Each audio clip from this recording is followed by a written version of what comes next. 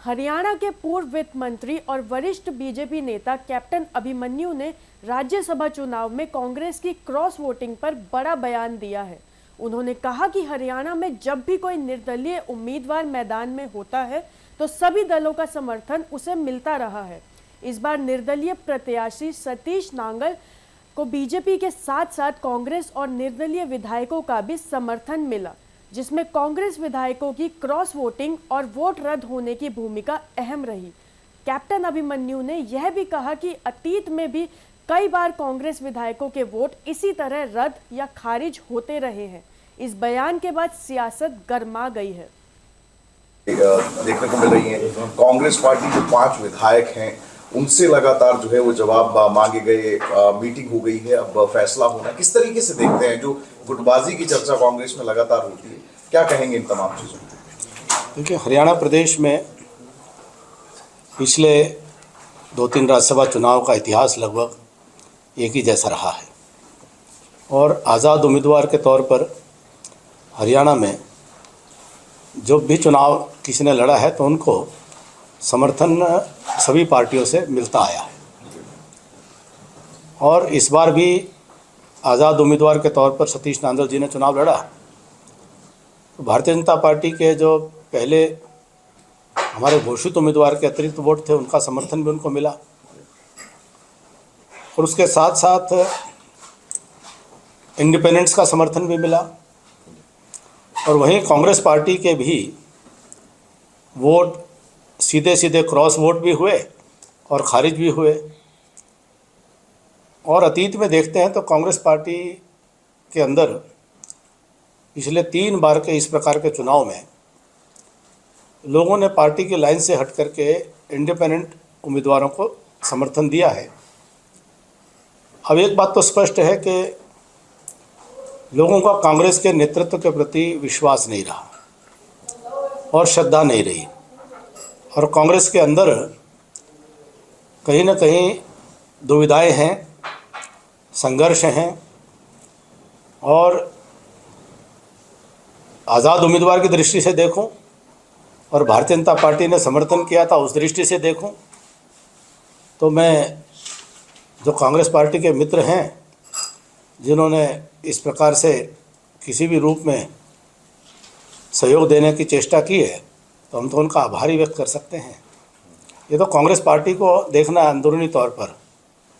कि किस प्रकार से कांग्रेस में कौन कौन लोगों ने, क्योंकि आम जो चर्चा यही चल रही है कि जो नाम सामने आ रहे हैं वास्तव में वो नाम नहीं है, ये तो कोई और ही खेला, कोई और ही लोगों ने किया है। तो कांग्रेस पार्टी का अंदरूनी विषय है वो इस खेले को कितना समझ पाते हैं और कितना इसको पिछले 2 चुनाव के बाद तीसरी बार फिर से हुआ है तो कांग्रेस के अंदरूनी विषय है वो देखते हैं कितना इसको समझ पाते हैं। लेकिन ये बात सामने आ रही है, समिति की बातें हुई हैं, वो जो क्रॉस वोटिंग करने वालों को नोटिस दिए गए हैं, अनुशासन समिति बैठी दी, हाईकमान को दे दिया,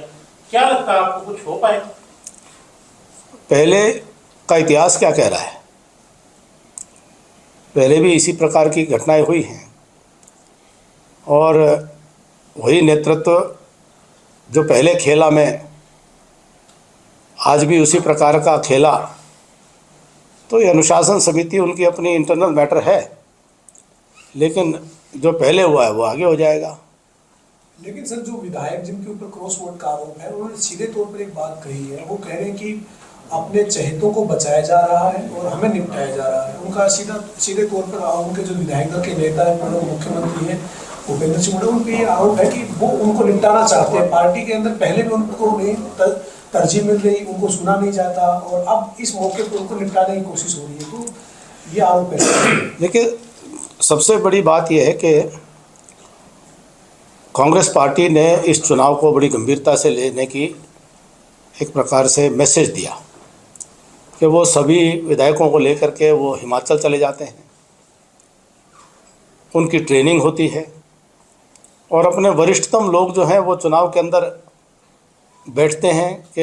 एजेंट बन करके। अब या तो जिसने वोट दिया है या उस मतपत्र को हैंडल किया है, क्रॉस किया है या खारिज हुआ है,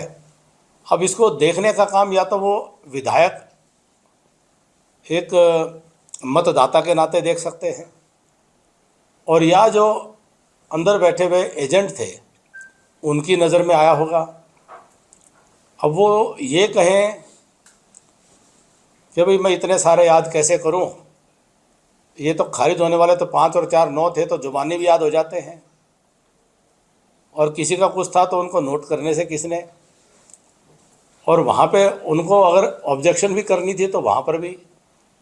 उसका अधिकार था कि नहीं था। ये सारे विषय ऐसे हैं जो संकेत तो ये करते हैं कि दाल में कुछ न